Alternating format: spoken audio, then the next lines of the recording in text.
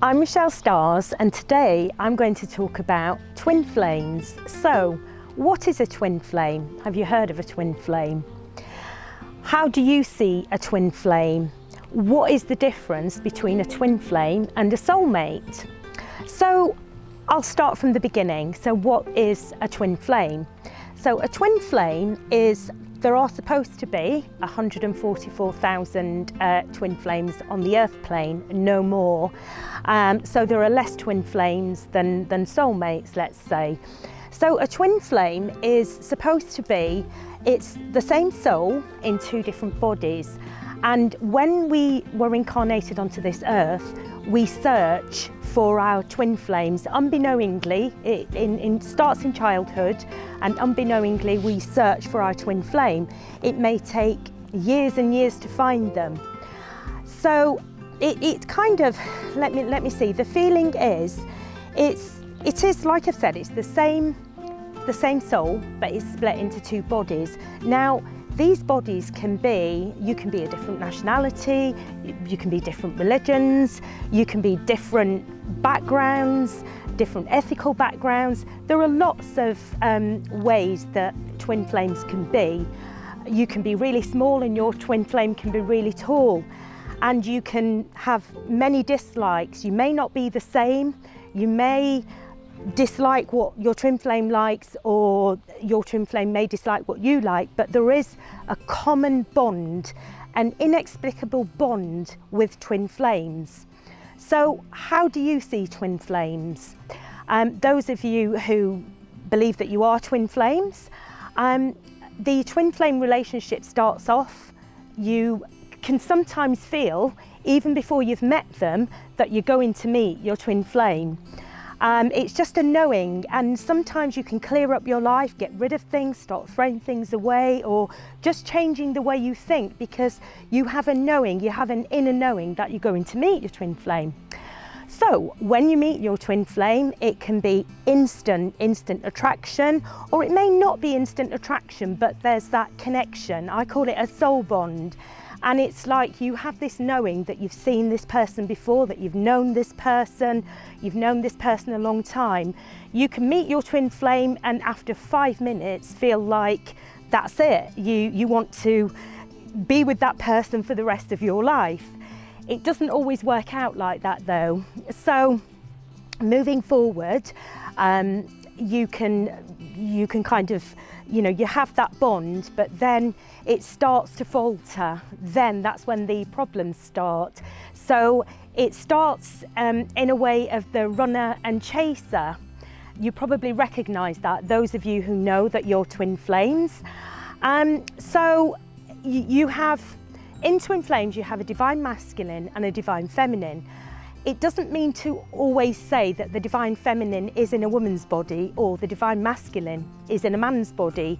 Sometimes you can have twin flames, runners and chasers, who are the masculines, but they're kind of, they display the more feminine qualities, and it doesn't mean that they are effeminate, but they just have the more feminine balance.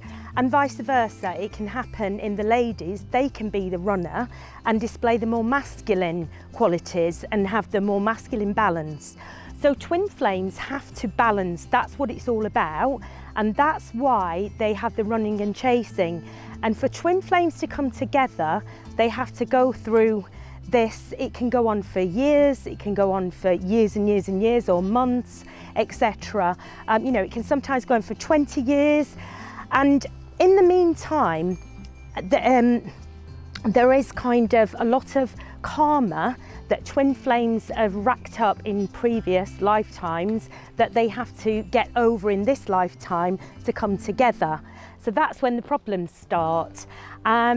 So usually the divine masculine, not always, but the divine masculine will ghost the divine feminine, or they'll just run away, they'll disappear, and the feminine won't hear from them for weeks, months, years.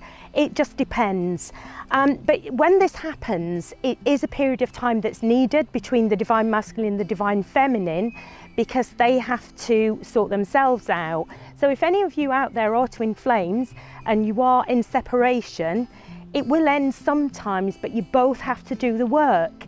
Like I mentioned earlier, it's the same soul in two different bodies, and it's about coming back together, coming home, because that's what twin flames do, within, home within. So once that balance has been made, then it is easier for the twin flames to come back. I'd just like to say that twin flames and soulmates, there is a difference between twin flames and soulmates. Like I've explained about a twin flame, it's the same soul but in two different bodies. But a soulmate can be a romantic link, or it can be a friend, a teacher, anyone that's there to help you in your life. A soulmate comes along to try and help you in your life. But in a romantic situation, soulmates usually, well, there is something called a karmic soulmate, and a karmic soulmate is usually when we meet somebody, we can be instantly attracted to them. It can be really emotional, really intense, and we can't live without this karmic soulmate. But then it doesn't always, but then it can go drastically wrong. I'm sure many of you have had these experiences. If it does go drastically wrong, then in a sense you have to look at it that it's maybe not meant to be. You two met for lessons, just to learn lessons. So that's just a quick insight into a soulmate relationship. So I'd like to just wrap this up. So the divine masculine, divine feminine, for them to come together, they have to do the work on themselves, have their dark nights of the soul, have separation, which will enable them to come back together and start again on new footing, forgiving and forgetting. So that's my way of describing twin flames, how I know twin flames operate. I'd like to say thank you for watching. From Michelle Stars.